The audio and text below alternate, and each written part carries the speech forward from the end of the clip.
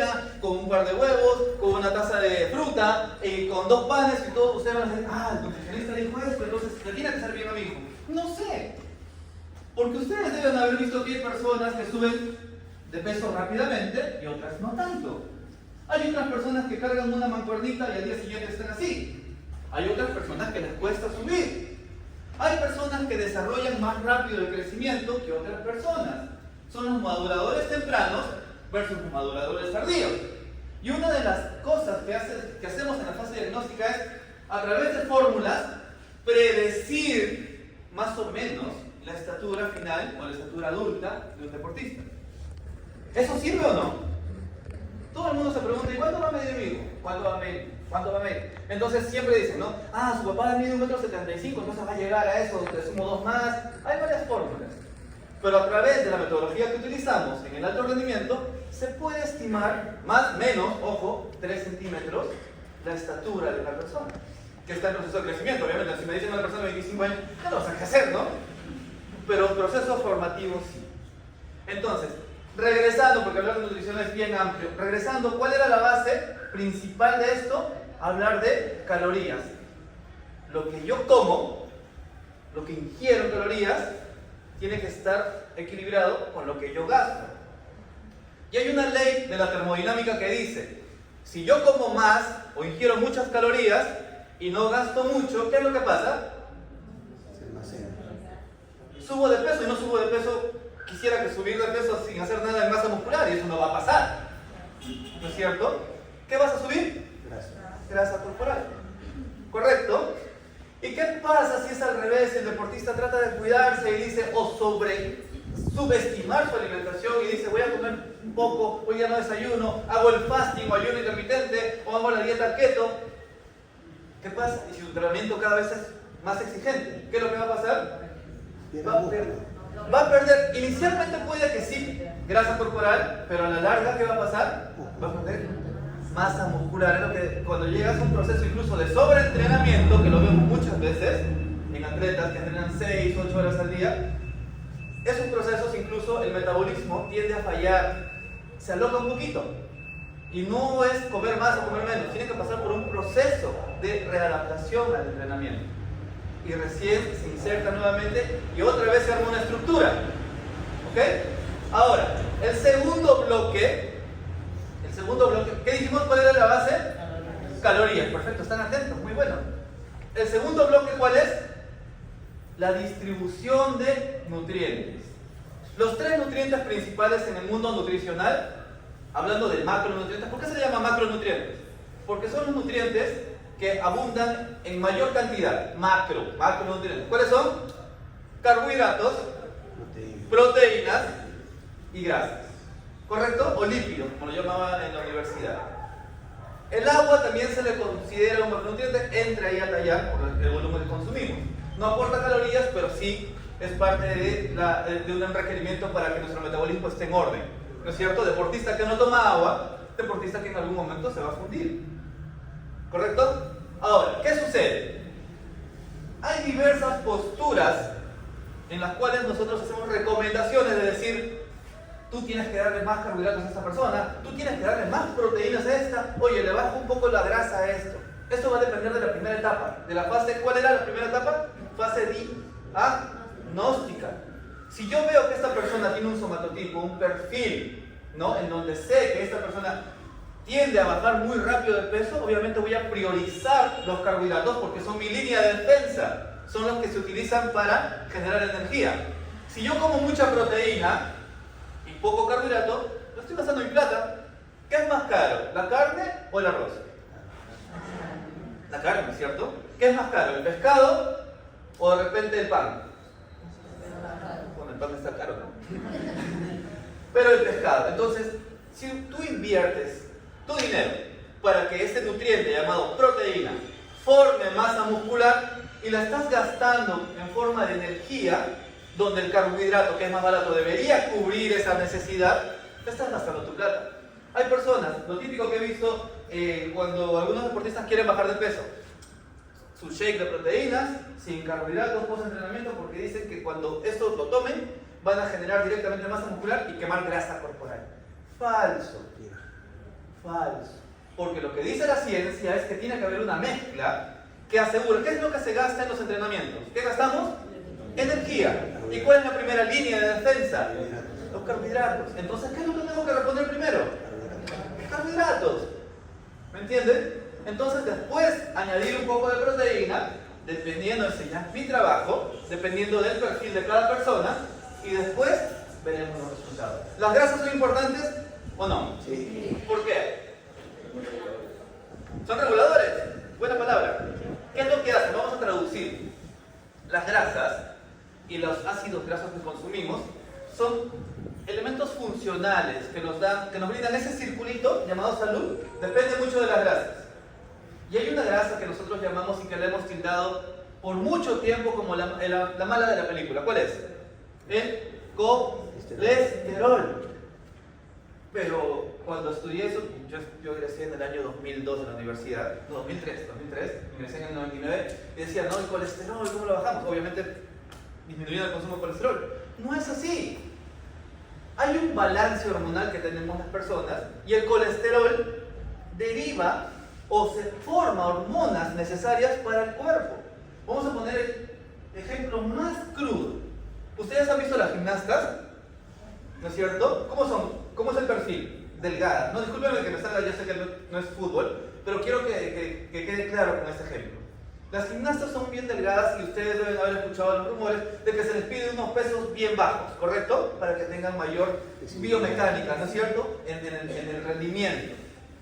Pero esas personas están sujetas a disminución o dietas muy restrictivas, en donde hay cero consumo de grasas. ¿Y qué les pasa a las niñas que están en proceso de crecimiento cuando censuras el consumo de grasas? Detienen el crecimiento. Detienen el crecimiento y ¿qué más? Problemas con el corte del periodo menstrual. ¿Me entienden? Y luego esto genera problemas de anorexia y con lo que conlleva la bulimia. Entonces hay una triada del atleta que ahora se le llama REDS, que es un término de restricción de energía, de eficiencia de restricción de energía. Ya es un tema más científico, lo vamos a ver seguramente en otra oportunidad porque es una charla completa de eso. Pero quiero que entiendan que los 3 nutrientes son muy importantes, pero va a depender de la fase diagnóstica para decir, ok Marcos, tú tienes esta cantidad, ok Pepe, tú tienes esta cantidad. Y en base a esta cantidad de calorías, y tú en base a esta cantidad de calorías, porque los gastos no son los mismos. Ya están los 2 primeros bloques. Voy a hablar del tercer bloque, que es la puntita del iceberg, quizás. Es el timing.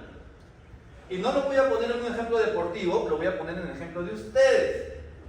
La mayoría de personas que buscan perder peso me dicen, ¿sabes qué, Joseph? Yo no sé por qué no bajo de peso, si yo no como nada en la noche. Ah, ya, le digo.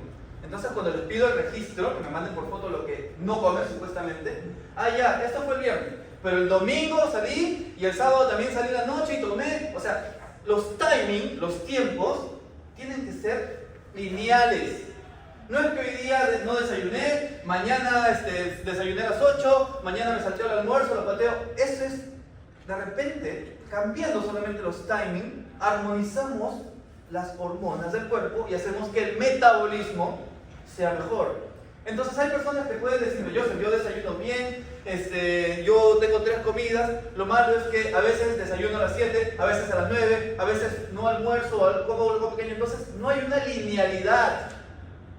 No hay ese juego en el cual, existe un juego en el cual hay intercambio de cosas, o dejan de comer, se restringen, entonces no es. Y eso también ocurre muchas veces en el deportista, porque quiere resultados rápidos. Ahora, ¿cuánto tiempo tiene que pasar de una primera evaluación, de una fase diagnóstica, a una reevaluación? ¿Cuánto tiempo creen? ¿En cuánto tiempo creen que se ven cambios? Cambios significativos. 6 meses.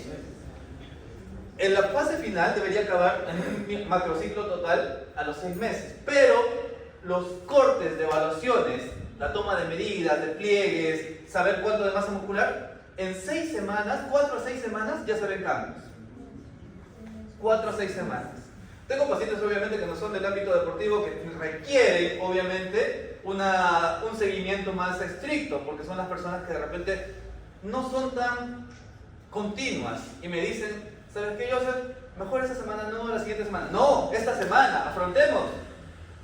Porque el resultado se ve cuando ustedes incluso hacen las cosas mal. Porque no siempre van a hacer las cosas bien. Yo quiero evaluar cuando ustedes incluso me digan, no hice el plan o mi hijo no hizo el plan. ¿Qué pasó? Ok, evaluemos. Mira, partió con la dieta A, no lo hizo, partió con 70 kilos y mira, está con 73. Así le pasa o así le va cuando hace las cosas mal. ¿Lo entiendes? Sí, lo entiendo. Ahora planteemos de nuevo. Y hay un aprendizaje. Pero la mayoría de veces, y debe pasar como ustedes también, a veces no queremos afrontar el resultado. ¿Me entienden? Y el factor social, señores, es muy, muy importante. Depende de ustedes. Si yo sé que mi hijo está con un plan estricto, no voy a estar comiendo una pizza delante de él. No voy a estar diciéndole, ya hijo, vamos el fin de semana a tomar unas gaseosas en el cine. No, puede que sí, pero depende si es que yo, como su nutricionista, le indico en qué momentos hacerlo. No es a libre albedrío, porque entiendan, son una población que está en proceso de formación. Tienen que aprender las cosas buenas. ¿Me entienden?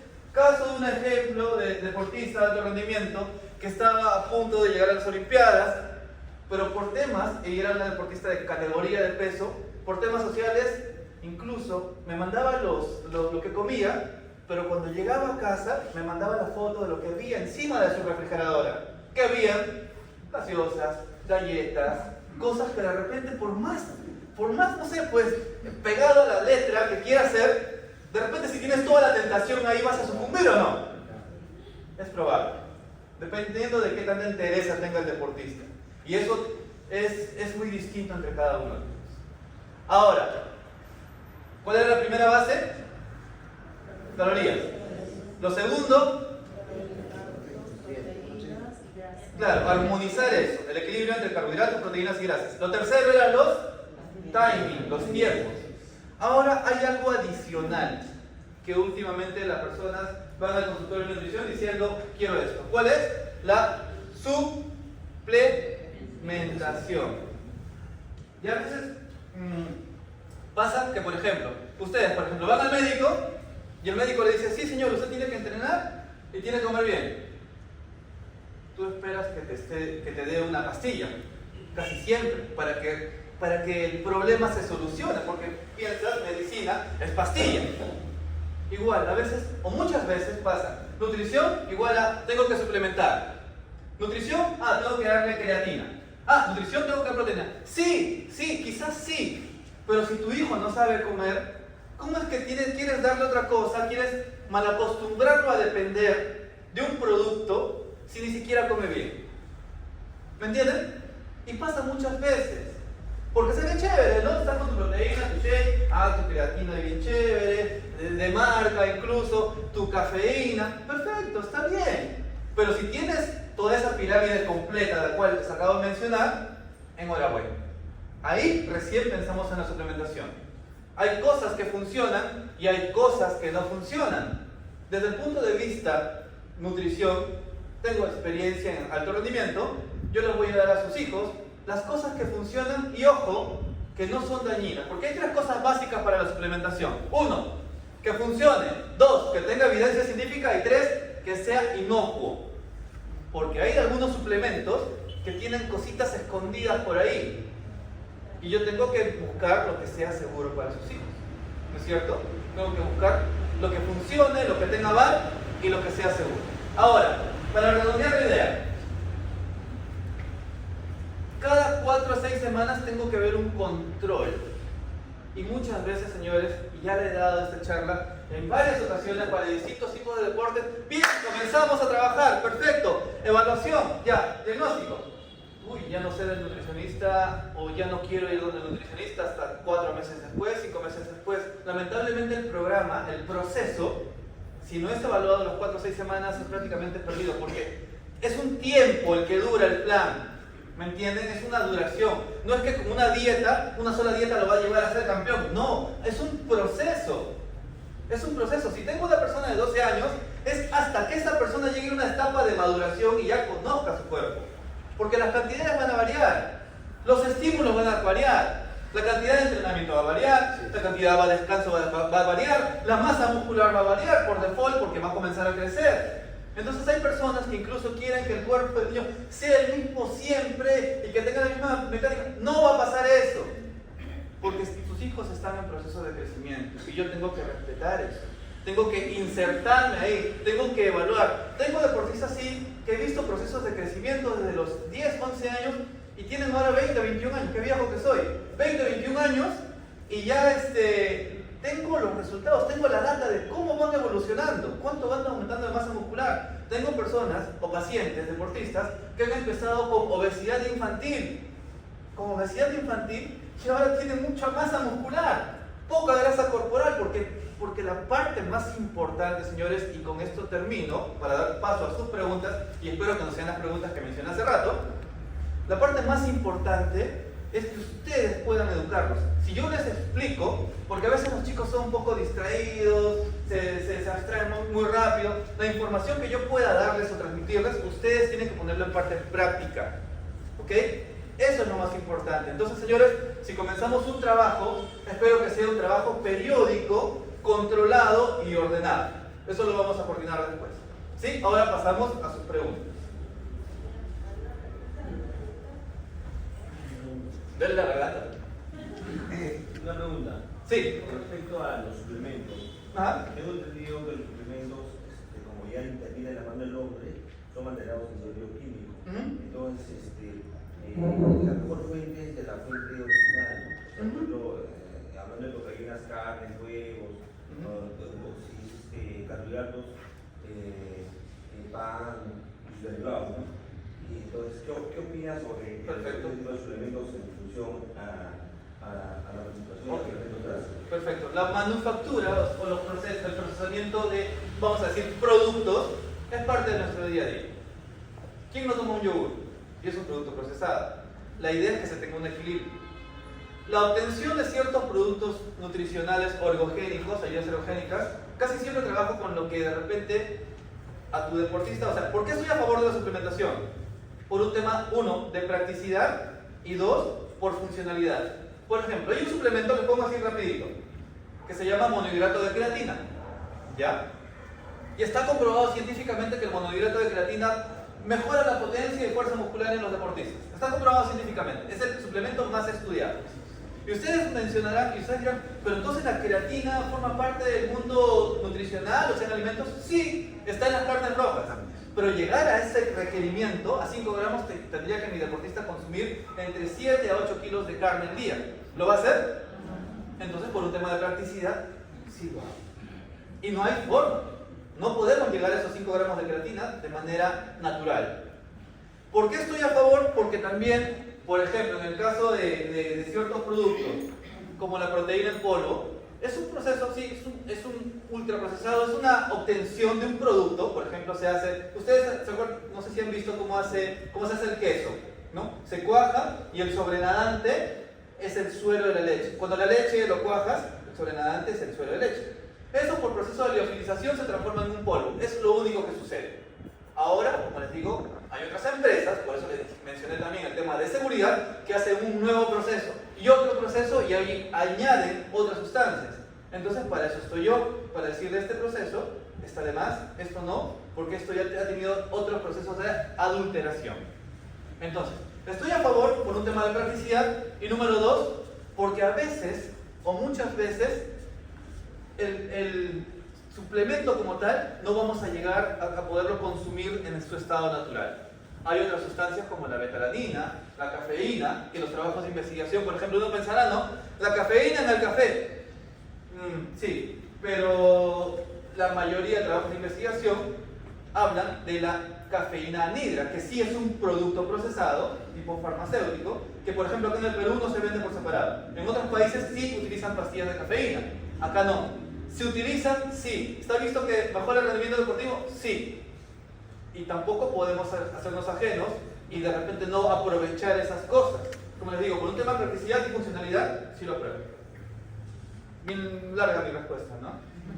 Pero tenía que intentar. Número 2, no, todavía no me aplaudan,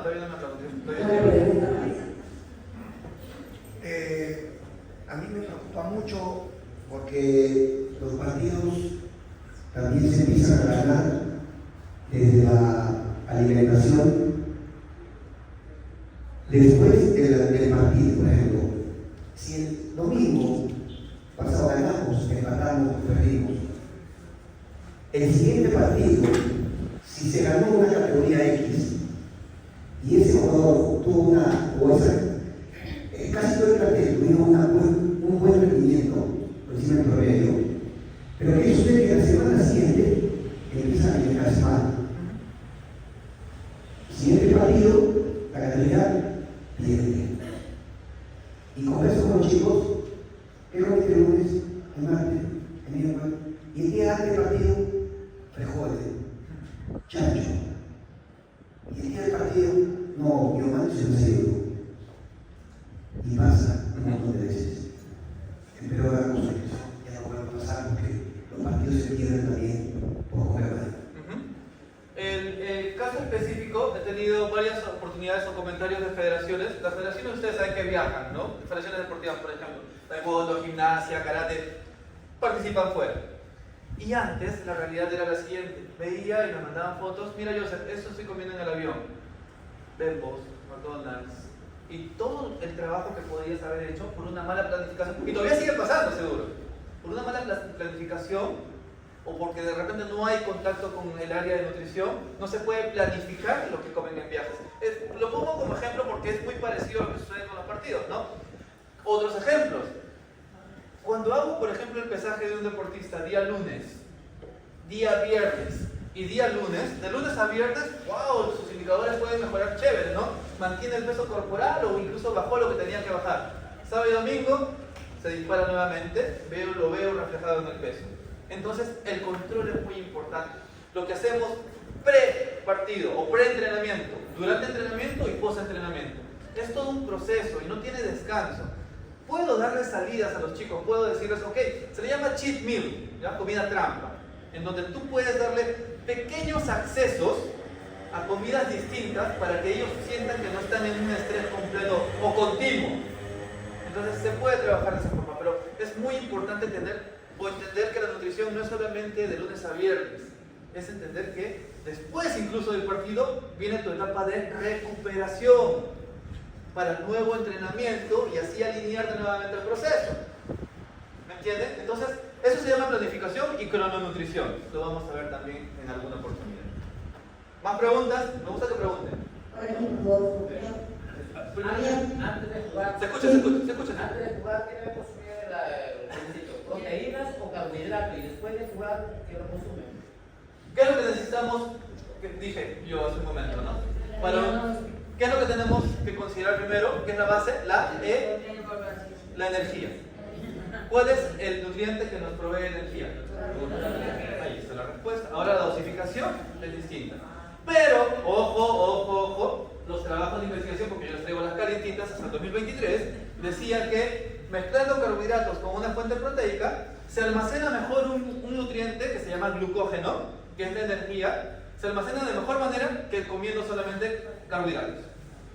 Ese es otro dato adicional. Y después de entrenamiento también se necesita. Los carbohidratos son necesarios siempre. El tema es que tenemos siempre esa mala costumbre de decir, me he ido bien con una dieta baja en carbohidratos y ya se ven muy coquitos, pero eso no es sinónimo de rendir mejor. Está acompañado. Acuérdense los 3 círculos. El primero era rendimiento, el segundo era composición corporal y el tercero era, ¿se acuerdan de salud? Recordando el primero. Una pregunta había por allá. Buenas noches. Repito la charla. Sería grato, además, respetando a los demás, no con la balanza, pero aprovechando la oportunidad que recién llega, pues que nos permite conocer un poco más, y lo felicito y espero que sigamos un poco implementando y en ese sentido sacando una ignorancia para poder producir a nuestros hijos. Lo que podría venir es de forma general, no dosis, recomendaciones de lunes a viernes, qué es lo que podría, de forma general, y en el caso bueno, yo mismo, a ver, los jugadores también necesitan haciendo buenas populares y están diciendo.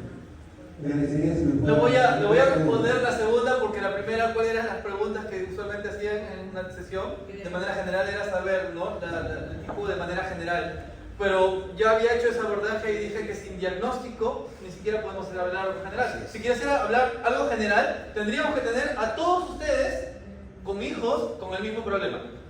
¿Cuántos de ustedes tienen hijos que, por ejemplo, suben de peso muy rápido? Levanten la mano. ¿Cuántos bajan de peso muy rápido?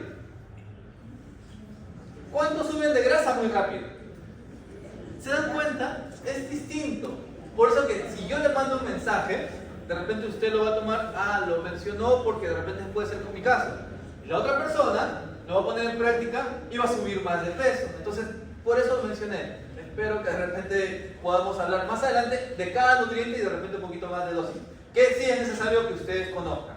Pero este no era el objetivo. El objetivo general era saber cuál es el objetivo de la nutrición deportiva. Número 2, con lo del colágeno sí es importante, porque el colágeno está, desde mi punto de vista, sobrevalorado. Nosotros, más que el consumo de colágeno, la nutrición deportiva avala la producción interna de colágeno. No es que te falte la ingesta, porque de repente tienes un tema de que consumes buena cantidad de proteínas. El tema está si esos aminoácidos que están en las proteínas que tú ingieres son los necesarios para formar el colágeno. Hay un trabajo de investigación muy bonito que habla sobre el consumo de colágeno versus vitamina C con gelatina. Yo me fui por lo segundo. He tratado a pacientes postoperatorios con temas de tendones, cartílagos, etc. Y la recuperación es rápida con este proceso de suplementación de gelatina con vitamina C. ¿Cuáles son las dosis? No se las voy a dar. Es independiente también la dosis.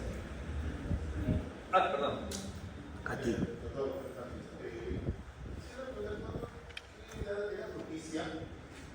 Para que con la nutrición se pueda ayudar a los niños a desarrollar físicamente como en la psicología de la vida bastante, ¿no? Sí, claro. Porque a veces pienso que desde que un niño de 8 años ya no puede estudiar tanto como eso, o un joven de 19, 20, ¿no? Pero ¿qué es la propicia para ayudar a desarrollarse y justamente agarrar en el desarrollo de su? Al igual que antes se pensaba que el ejercicio de las cargas, los entrenamientos con cargas, no era bueno por los niños porque se pensaba que ya esto ya está desterrado, ya está aquí trabajando con cargas, ya se puede, ¿no? Incluso propicia la velocidad de crecimiento. Así es. ¿Qué pasa con la selección de talentos deportivos en nuestro país? Lamentablemente hablamos de selección de talentos cuando ya tienen 13, 14 años. La selección de talentos a nivel mundial, si estoy hablando incluso de talentos deportivos, ¿cuál es el deporte incluso que requiere de personas jóvenes? Lo mencioné hace un momento. Gimnasia. Y en gimnasia, captar un talento es desde los 4 o 5 años. ¿Me entiende? Entonces, hablando de un promedio, cuando se hace trabajos de investigación o temas de salud pública para casa de talentos deportivos, se habla en promedio 6, 7, 8 años. Ecuador tiene un programa muy bueno de selección de talentos. Colombia también. Nosotros nos estamos quedando. Ya es hora de que instituciones o incluso esto, lo que hacemos, propicia que pensemos a que ya el concepto de nutrición deportiva no es aplicado a partir de los 14, 15, no, ya es viejo. Se tiene que pensar desde las bases tempranas, 8, 9 años, ya tiene que estar pensando. Pero eso significa que a los chicos de 12 o 14 o 17 vamos a ayudar a la nutrición. Por supuesto, claro que sí. Es que el crecimiento en varones, ¿hasta qué edad es? 21. Sí, 18, 21, dependiendo de que cada persona cierre el cartílago antes, ¿no es cierto? Pero obviamente te va a ayudar. Si de repente tú estás con 18 años y eres madurador tardío y dijiste, no, ya pasó mi etapa, perdiste esos 3 últimos años. Entonces hay que insertar. Particularmente en mi caso, con mi hijo mayor, los dos pequeños sobrinos al fútbol. Le hacíamos el seguimiento con el pediatra, con el endocrinólogo y con los exámenes que nos arrojaban, la curva baja de los dos pasaba de 80. Pero llegó un momento, y alimentarlos, entre comillas, de lo que uno sabe bien. Y llegó un momento que el parque, juego en el parque con ellos, Yo camina con canilla, con mi hijo mayor. Hasta ahora tengo la huella en la pierna izquierda. Me dolió a mí y yo me asusté, pensaba que yo le había fracturado la tibia. Pero corrí y digo, hijo, ¿está bien? Sí, papá, estoy bien. A mí no me duele. Eso me causó preocupación. Le dije a mi esposa, vamos a hablar con el doctor, algo está pasando. Vamos a ir al doctor Linares, nuestro médico, trabajador deportivo, y le digo que hemos traído con el nutricionista, con el endocrinólogo, con el pediatra, y hay algo con Franco que se ha vuelto a ver conmigo y a mí lo digo. Hay que ver. Le sacan un dosaje de hormona de crecimiento, vamos a la clínica, le sacan sangre casi todo tiempo, le dan una pastillita. Al final, arrojó de que la curva de crecimiento de él se había impedido. La palma, la ósea, salía de esos huesos, tenían 14 años, ya no tenían 12 años, tenían 14. O sea, se paró bruscamente. Genéticamente ya estaba marcado que él no llegaba al pasar de 80, sino llegaba hasta un 70. Por más nutrición, la mejor nutrición, el mejor descanso. En cambio, otro hijo pasó de 80. Médicamente era distinto. Y se alimentaba igual y entrenaba igual y empezaba igual. Sí. Y esas cosas pasan porque el que determina todo, o sea, sí es la genética, ¿ya? Pero en el proceso pueden haber cosas como aumento o disminución de la hormona de crecimiento que puede detener el proceso. Eso no se puede de repente prever, todavía no hay metodología. Quizás sí, pero de repente es carísimo, ¿no? Como nutrigenómica, exámenes, etc. La hormona está generaba hormona. Generaba hormona, pero ya los cartílagos se habían cerrado, la epífisis. ¿Sí? ¿Basta? Ahora, la metodología que utilizamos nosotros es medir la proporción entre el largo de las piernas y el tronco. Porque nos basamos en un estudio de una universidad, la Universidad de Saskatchewan, de Canadá, que evaluó miles de personas en etapas de crecimiento, hizo el seguimiento a varios niños. Entonces se veía que conforme el ser humano iba creciendo, la proporción se iba dando. Entonces proyectaban, si esta persona tiene este tronco y este largo de piernas, podría llegar a esa etapa. O sea, es así como funciona la metodología que utilizamos en nutrición. Que es distinta a la que utiliza el endocrinólogo, porque el endocrino utiliza el tema de soldado de mano, ¿no? Densidad, densitometría ósea, que es distinto. Otra pregunta, o finalizamos, para que me aplaudan. Lo que pasa es que también lo que ocurre es que esos estudios de Canadá, Sí. Por aquí, por favor, de la señal. cuando uno traslada ese examen acá a Perú, que es una masa Un ratito. no coincide. No coinciden porque son poblaciones distintas. Yo lo sé, pero te da una idea de proporcionalidad, porque al final, como seres humanos, entre comillas, como seres, tenemos cierta tendencia al crecimiento. Que proyección del tronco de un niño de Canadá sea distinto a la de un niño peruano es otra cosa, pero velocidad y estimación, estadísticamente sí puede correlacionarse. Estadísticamente. Pero en la federación ya tenemos una base de datos de más o menos de el rendimiento para detectar talentos. Acá en el Perú, como dijo el doctor, estamos mal.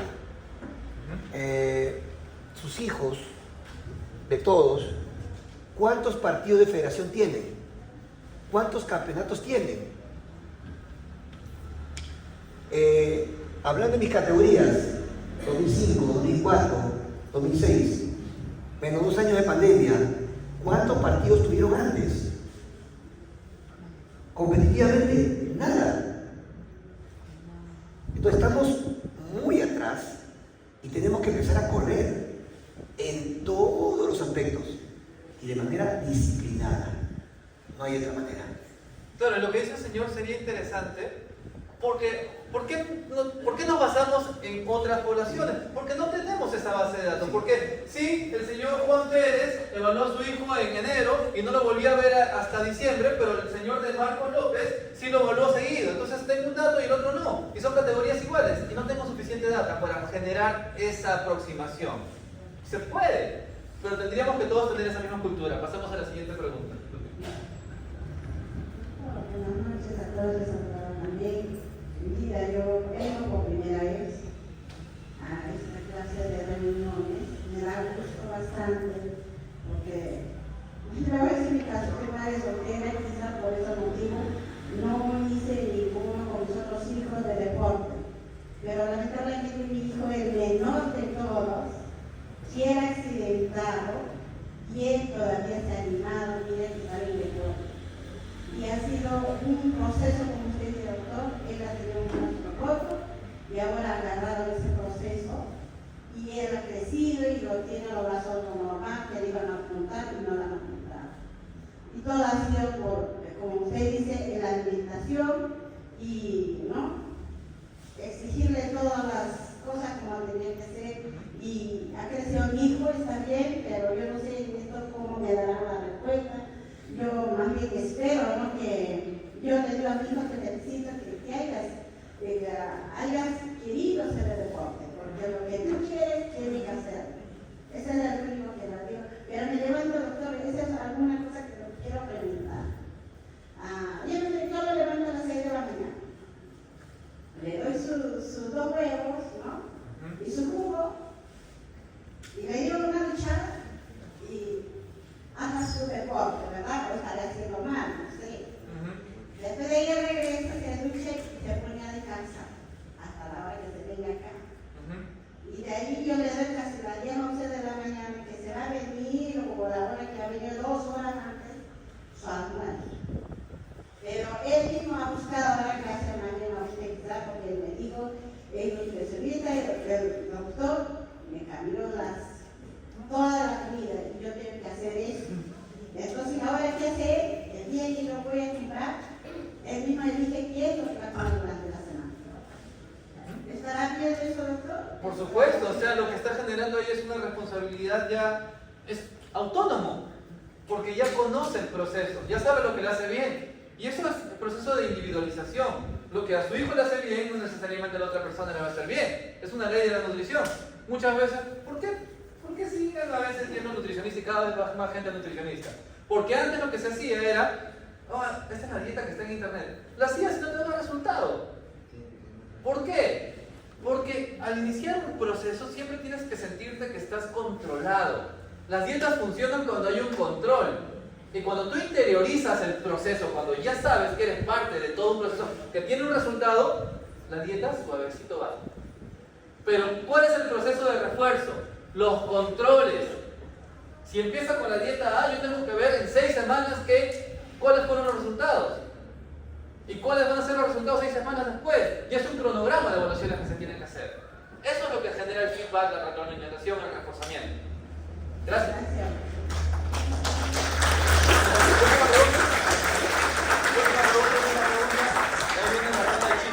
Había un señor. Profesor Iván, la señora dice a dónde tiene que asistir para ese tipo de orientación. Me doy mi tarjeta. Había una pregunta por allá. Ya lo. Yo quería hacer una pregunta. Me quedó la duda de que, por ejemplo, si ya pasó la etapa del desarrollo, si antes, algunos años antes, no se tenía una alimentación de manera coordinada, si a partir después de la etapa del desarrollo se puede realizar una alimentación restringida, ¿se podría obtener todavía buenos resultados? Depende, y les voy a decir 2 cosas que he evidenciado, no porque eso no está en la teoría de la nutrición, he evidenciado en la práctica, ya tengo cerca de 19 años haciendo eso. Los procesos en el ser humano, los procesos formativos iniciales, el más difícil es cuando tú generas mucho tejido adiposo cuando eres pequeño. Hay una como que respuesta. Imagínense una persona que llega a la etapa adulta con 1000 células adiposas, que es la célula de grasa, y otra persona que llega con 500. ¿Quién tiene más predisposición a subir de peso en grasa corporal? ¿La de 1000 o la de 500? La de 1000. Lo que se hace en la etapa adulta no es aumentar el número de células, es aumentar el tamaño de esas células. Cuando hablamos de grasa, si se tuvo una formativa buena, en donde los niveles de tejido adiposo pudimos monitorear y que sean los adecuados, estamos asegurando que de repente la obesidad o el sobrepeso o el aumento de grasa corporal a futuro no se pueda dar. Ponemos ahí un tope. Cuando hablamos de masa muscular es distinto, porque ahí el factor genético es el que pesa bastante. ¿Ok? Ahora, si una persona me dice, entonces, si hasta los 14, 15 años comió muy mal, es probable que el proceso de crecimiento longitudinal sí se vea acortado. O sea, no desarrollado en su complejidad, en su totalidad. Pero de repente tienes estos últimos años como para poder compensar. De repente no llegar a compensar la totalidad, pero poder subsanar ciertos procesos en temas de crecimiento. Pero en masa muscular, lo que se ha visto es que sí se puede incrementar, pero va a depender del factor más importante. ¿Cuál es? La G. ¿No tenía la pregunta? Sí, en cuanto a la hidratación del deportista, Okay. qué importante es y bueno, si es como bueno, en cuanto le decía la hidratación, ¿cuál es? Bueno, algunos llevan agua, otros llevan rehidratantes, ¿no? Entonces quería, tal vez que muchos padres mandan agua líquido. Entonces, ¿cuál es la importancia de la hidratación antes, durante y posterior al partido, ¿no? Okay. Y bueno, la diferencia entre el agua y los rehidratantes, ¿no? Dependiendo de electrolitos y la necesidad. ¿Puedo añadir algo más? Sí, claro. La gran mayoría no lleva agua. Ni siquiera agua. Ya. Aquí es un tema bastante delicado, ¿no? Porque antes de saber alimentarnos tenemos que saber hidratarnos. Porque podemos vivir sin alimento, pero no sin agua, ¿no? Esa es la premisa. O sea, ¿por qué consumes agua? Porque el agua, la molécula del agua, está en todos los procesos de nuestro metabolismo. ¿Okay? Y lo que hacemos a veces es como que en la etapa de entrenamiento, o los entrenamientos, nosotros gastamos energía, ¿no es cierto? ¿Y cómo se manifiesta eso? A través de la expresión del calor. La temperatura corporal comienza a subir. Y perdemos, ¿qué cosa? Sudor, que es agua, ¿correcto? Y si no hay reposición o mantenimiento durante o posterior al entrenamiento, imagínense, o sea, no estás recuperando ese elemento vital para que tus procesos, por ejemplo, muchos de los casos en los cuales la masa muscular no se desarrolla, es también por un déficit en el consumo en la hidratación. ¿Por qué? Porque el músculo es un 75% agua. Y por más proteína que le pongas, las proteínas también pasan por un proceso de digestión y filtración en el riñón y requieren agua. Entonces, la hidratación es muy importante. ¿Cuánto? Va a depender. Peso inicial, antes de entrenar. Peso final, sudas aproximadamente 2 litros.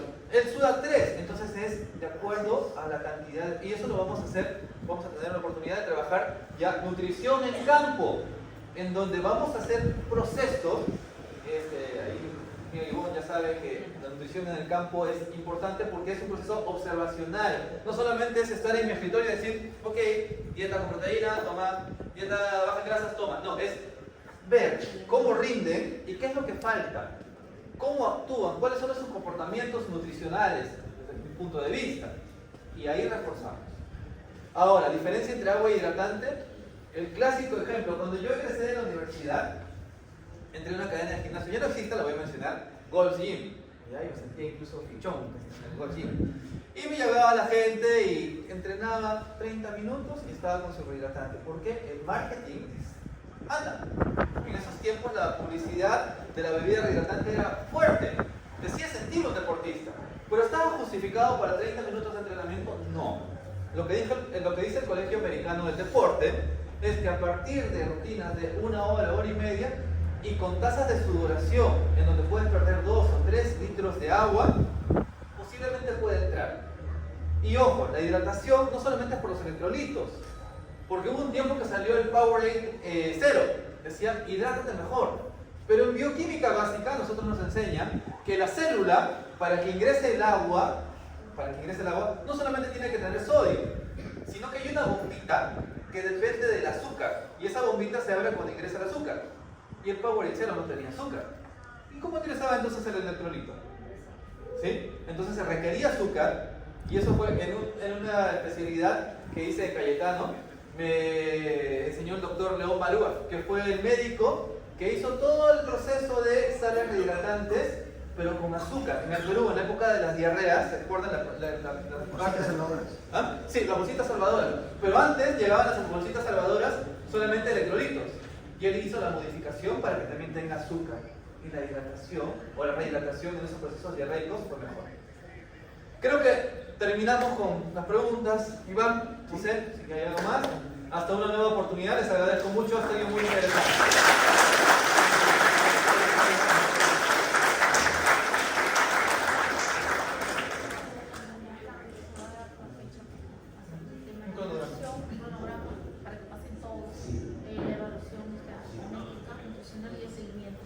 Nuevamente agradecer a todos los padres por su presencia, ¿verdad? Nuevamente muy emocionado por la presencia, la verdad, casi ahora creo un 95% de padres.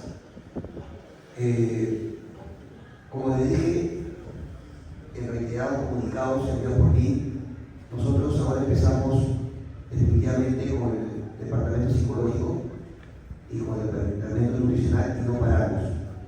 Esto va a estar insertado en el plan de entrenamiento del club. El jugador que viene tiene que entrar a ese plan de entrenamiento. ¿No? Definitivamente, porque si no se hace eso, no se alcanza el rendimiento. Entonces, ¿para qué competimos? ¿Para qué? Y queremos sacar más jugadores, como lo dije hace un momento. Dios se no recuerda, pero también Guti empezó a hacer el plan nutricional con él, también antes que te cases con mi esposa también nutricionista. Ellos también ayudaron a él a que pueda lograr la masa muscular que alcanzó. Ya les voy a enviar la foto de cuando él entra al club, cómo era y ahora cómo se va a clase. Para que vean, o sea, entró a los 11 años, cómo entró y cómo salió después de 4 años en el club y después cómo continuó con su proceso de entrenamiento para llegar a donde está llegando. ¿No? Nuevamente, muchas gracias. Mi esposa que te mide como presidente del club y bueno, ya estaremos indicando buenas noches con todos. Me da gusto, la verdad, que después de todo este tema, que gracias a la Municipalidad de San Miguel nos ha dado este lugar, porque era difícil, no queríamos hacerlo en el MTC porque no nos parecía un sitio apropiado. Y gracias también al doctor Hugo y a Joseph, que nos ha enseñado hoy día, porque algo aprendemos cada día se aprende algo. Yo creo que ha sido importante esta charla y es un complemento también del tema, como dice, del deportista, ¿no? Competitivo. Nosotros nos vamos a reunir tanto con el doctor Hugo como con Joseph para ver fechas, para que puedan pasar por categorías todos, el tema psicológico y el tema nutricional, porque ya se decidió que es importantísimo. El tema de... Sí, claro. Cuando se trabaja con equipos de fútbol, quiero que tengan eso bien claro, es distinto que cuando se trabaja con deportes individuales. ¿Ya? Porque en el fútbol, obviamente, como equipo, yo necesito saber cómo va el equipo. Si tengo en el equipo, la categoría, 2 personas que se evaluaron, yo no sé, de repente ignoro cómo están las otras personas. Si el equipo, como equipo, no va. ¿Me entienden? Traten de hacer un esfuerzo para que los cronogramas, cuando los presentemos, se pueda presentar toda una categoría y, como mencionó el señor que ya se fue,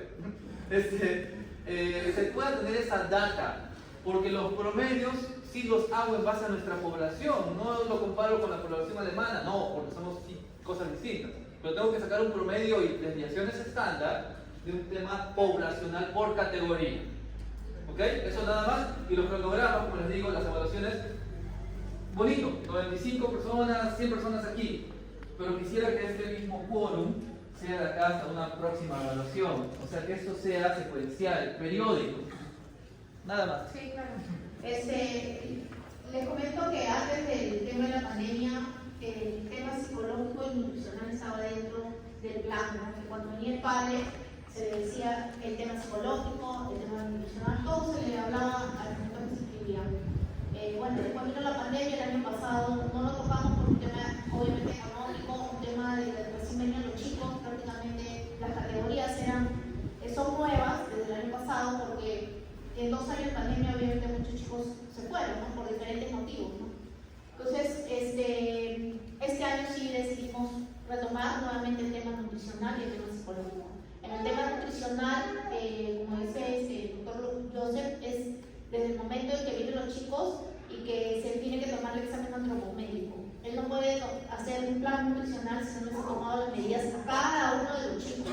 Entonces, por eso, y eso es un tiempo, no es así rápido, demora. Entonces, por eso que decía que se va a hacer un cronograma de las fechas para que puedan pasar por categoría, todos. Todos los chicos sean evaluados y todos van a pasar también individualmente por un plan nutricional, porque como decía, no es lo mismo Carlos que Juan, que Pedro, pueden ser de la misma categoría y tener la misma edad, pero la parte nutricional no es la misma. Y también hacer el seguimiento, porque de nada sirve que les dé un plan y que con ese plan van a estar un año con el mismo plan. No, no es así. Él tiene que ver si subió, si bajó, si el plan es correcto, si hay que hacer algún cambio, todas esas cosas. Entonces se va a indicar cuál va a ser el cronograma después de 4 semanas, ¿no? 4 más o 6 semanas. Entre 4 a 6 semanas, nuevamente tienen que pasar la evaluación. Y ustedes sentirse cómodos en preguntar, ¿no? Porque es importante. Y ese día que va a ir al plan nutricional tiene que estar el papá o la mamá o ambos y el alumno. Porque también es importante que el alumno escuche lo que debe comer. No de nada sirve que la mamá le pague al plan nutricional sola y que le diga al hijo, tienes que comer esto, y el hijo no le va a hacer caso. Tiene que estar el nutricionista ahí para que puedan entender. Muchas gracias por haber venido.